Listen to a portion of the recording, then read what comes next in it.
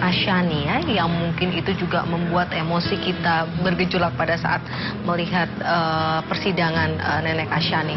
Nah, dengan melakukan pembalakan 7 batang pohon jati, saat ini bahkan ibu waktu itu sempat mengunjungi gitu. Sebenarnya apa yang Ibu Menteri harapkan dari kasus ini? Apakah ini merupakan edukasi buat masyarakat juga tentang pembalakan yang terjadi selama ini? Iya, waktu kasusnya naik 2 hari jadi berita, saya agak sensitif ya terhadap berita ketika dia naik lebih dari 2 hari dan itu terkait dengan perhutani, maka saya langsung kontak perhutani. Dan kebetulan juga hari itu juga Bapak Presiden menanyakan itu bagaimana dengan Bu Asyani gitu. Nah, saya pelajari di Kejaksaan Agung. Kemudian waktu itu hari Jumat, kemudian hari Sabtu saya harus ke Papua, Minggu. Terus minggunya saya ke Ibu Asyani. Di aspek itu sebetulnya saya juga mau lihat di situ Bondo.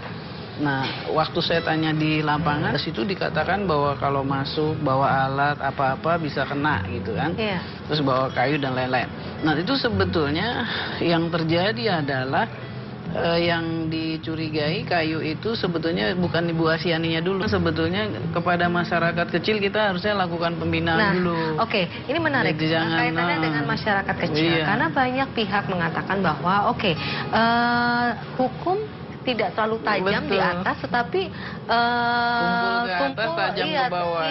Tumpul ke atas, tajam ke bawah. Iya, saya justru banyak yang besar-besar tidak tertangkap. Jadi, nah ini akan ada intervensi Anda di dalam situ atau bahkan Presiden Jokowi karena sudah di semua aparatnya kehutanan dan lingkungan hidup di lapangan, jangan sembarang-sembarang langsung main di polisi saja. Anda merasa bahwa Anda tidak mendapatkan informasi yang utuh, Bu Menteri? Enggak, bukan dalam pengertian itu, dalam pengertian bahwa harusnya lakukan pembinaan dulu gitu. Jangan main gampang, karena memang undang-undangnya begitu sih.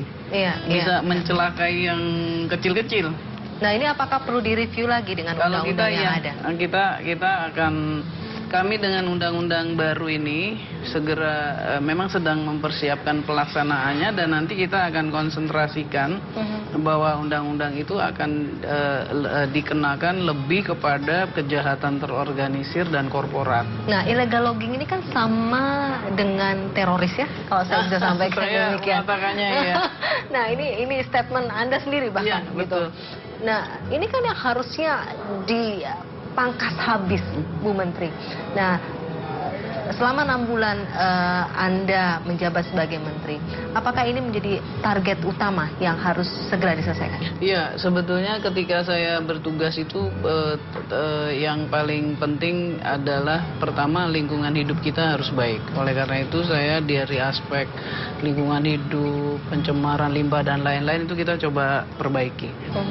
Yang lebih penting lagi adalah bahwa hutan harus untuk kesejahteraan masyarakat. Jadi yang namanya perambah hutan atau penduduk di desa hutan atau di sekitar hutan itu harus sejahtera. Kita jangan lagi boleh mengatakan perambah liar, penambang liar, jadi masyarakatan dan lain-lain. Nah, jangan curi-mencuri, jangan merambah-merambah, apalagi terorganisir dan itu dilakukan oleh perusahaan besar. Apa sebenarnya yang menjadi kesulitan Anda dan teman-teman di kementerian untuk mengatasi illegal logging sendiri? Apakah ini sudah sangat mengakar sehingga sangat susah untuk dipangkas? Mungkin istilahnya bukan susah, lihat keadaannya di lapangan saat ini yang namanya illegal logging itu.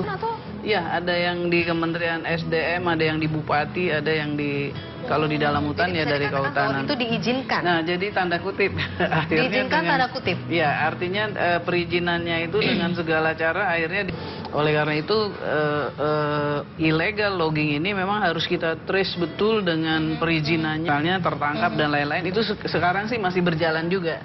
Polisi selesai. Tapi masih ada pemain-pemain yang besar-besar menurut Anda sampai saat ini. Walaupun misalkan saja mereka sudah mengetahui bahwa Anda cukup tegas dan sangat concern dan ini menjadi target kelihatannya masih dan ini kita sedang pelajari terus dan saya sudah beberapa kali bertemu Pak Menko Polhukam. Kita merencanakan akan yang menjadi target tentunya pada saat Anda mengatakan gitu. Oke, Ibu. Ini batunya jelek tetapi dicari orang banget gitu ya. Badar besi kalau kena apa nih? Tuh.